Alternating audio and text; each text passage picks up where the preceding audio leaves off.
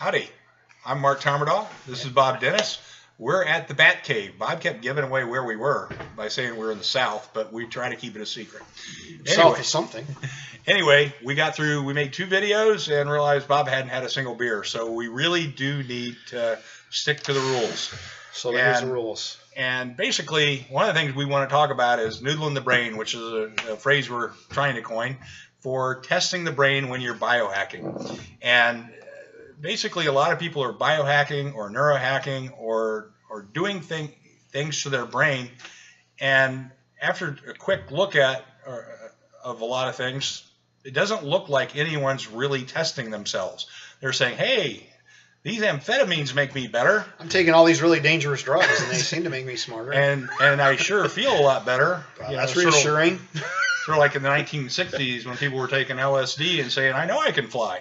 And they were better artists, too. Yeah. or not. Something like that. But, I think there is something to nootropics. I think there probably people are seeing some improvements in memory and focus and basically mental agility. But what I'm curious about is why aren't they measuring themselves? What do you think, Bob? Anybody measuring?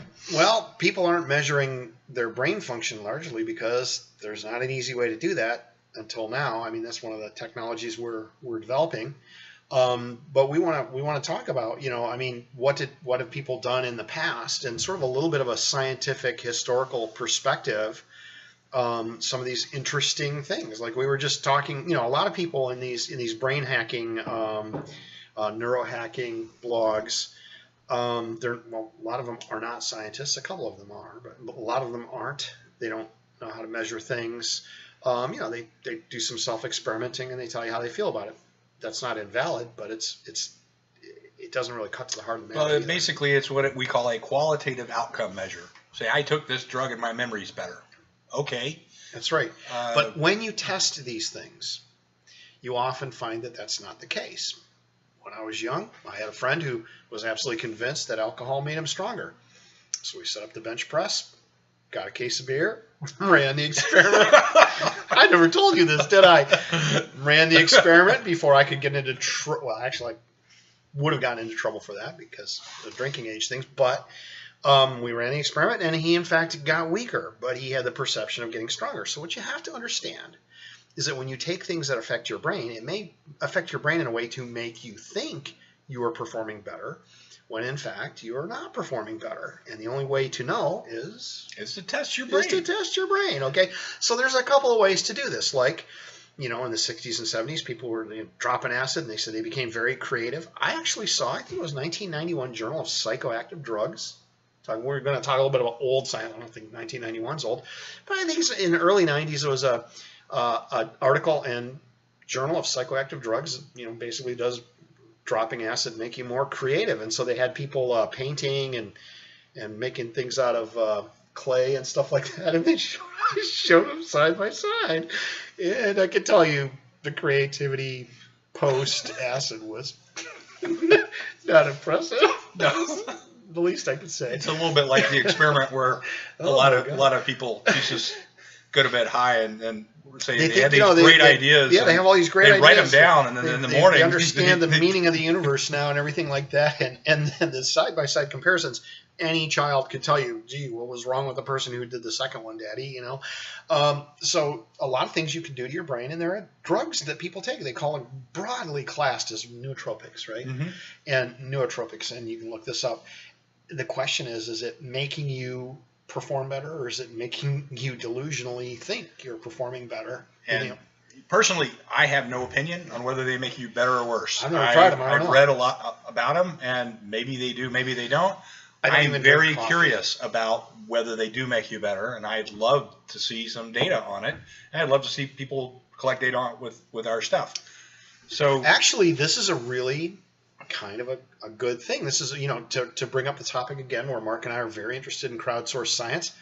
We would love to do an experiment on this with a population of people who are already taking them, who think it improves their performance. And this is a great example of the kind of experiment that, if you're interested in this sort of thing, you could be involved in, right? Crowdsourced science. Right. Now, one of the things that thinking about brain hacking, and the ultimate goal of brain hacking and neurohacking is actually making your brain healthier and make your focus better and make your basically a smarter, faster, and be more clear, less no brain fog. Well, and Bob mentioned some old paper in 1991. Well, I'm going to top that because I'm a lot older. Anyway, I was joking. 1991 to me is like something I read yesterday, right? But talking about it, some of these papers that we read go way back to the 1880s. If you talk about like reaction time papers, but one of the papers that I read recently was from 1979, and by the way, just if you happen to take a look at the blog on cortical metrics, one of the things that I write about there is I like to write about, or our whole staff likes to write about, old papers. And if you go to most of the neuroscience blogs, most of the brain blogs, what they do is they talk about what's the greatest and newest thing learned. And a lot of these people are kind of reinventing the wheel. So let's go back to the 1979 and say, okay, what was this paper? Well, a couple of guys did a study, and keep in mind that in terms of reaction time studies, there have been hundreds of reaction time studies on the aging population. They all have roughly the same outcome, and that outcome is, as you get older, your reaction time gets slower. My own personal opinion, based on a lot of data, so maybe it's not an opinion, is that it's a scientific opinion. It's based on my scientific opinion. We've tested and measured, right? Is basically that your reaction time, or all your brain gauge measures for that matter, only get worse if there's something wrong. And as we test people in the older populations, you have to be more and more specific about whose data you pay attention to. In other words, a very high proportion of people get chronic pain as they get older. Some get degenerative disorders. Some like to beat their head against the wall or play football.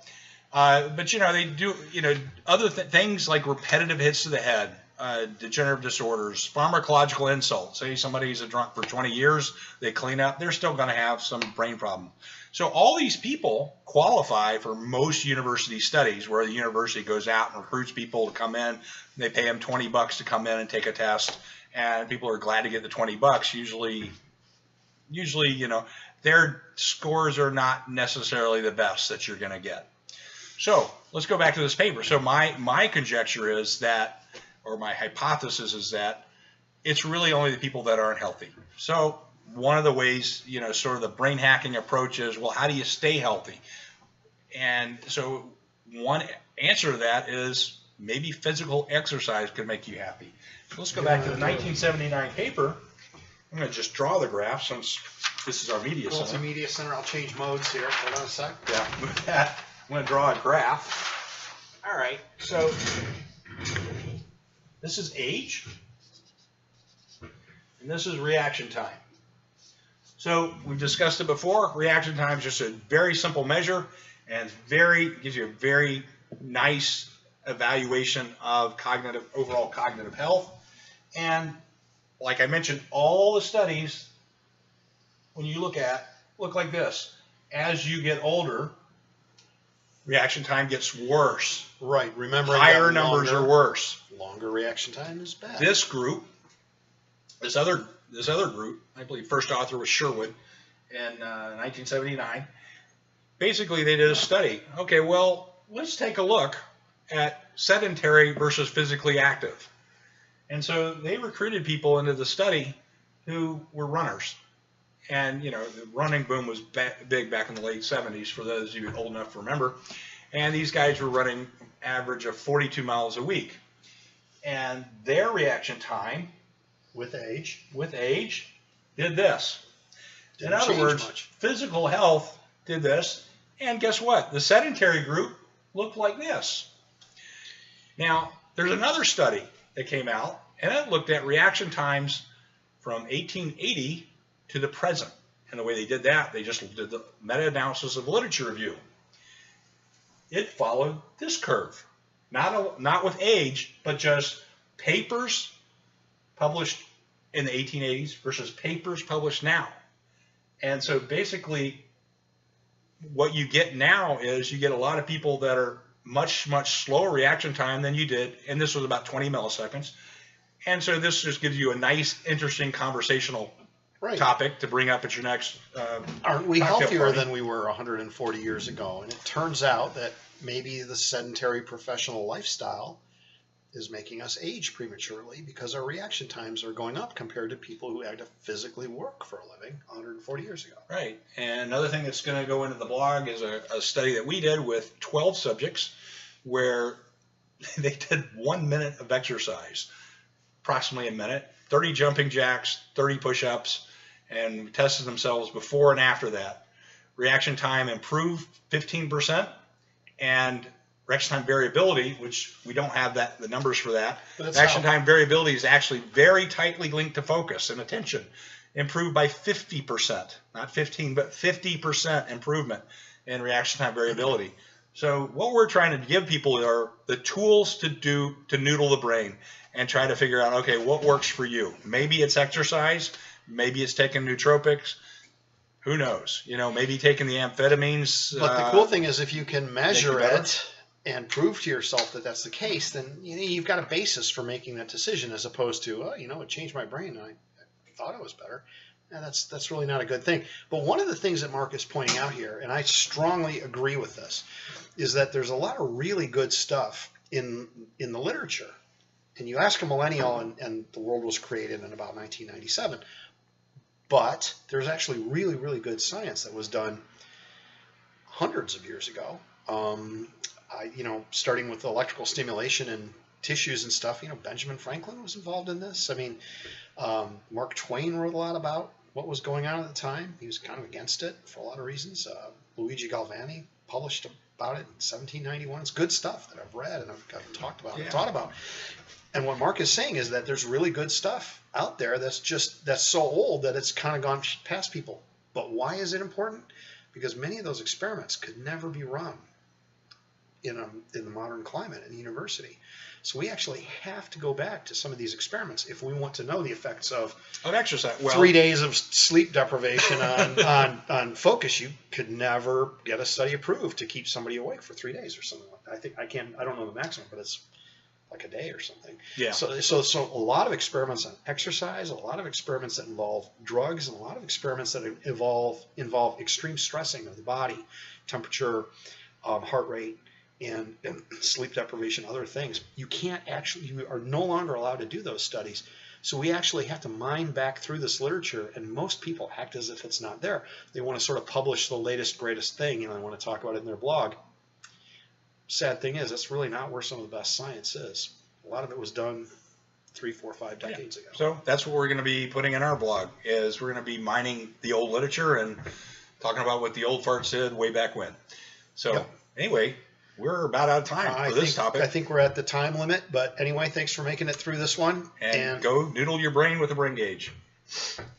I think it's worth your time anyway. So at least if you make a decision about doing something, you'll have a scientific basis for doing it, rather than just saying, gee whiz, All right. Thanks a lot. Bye.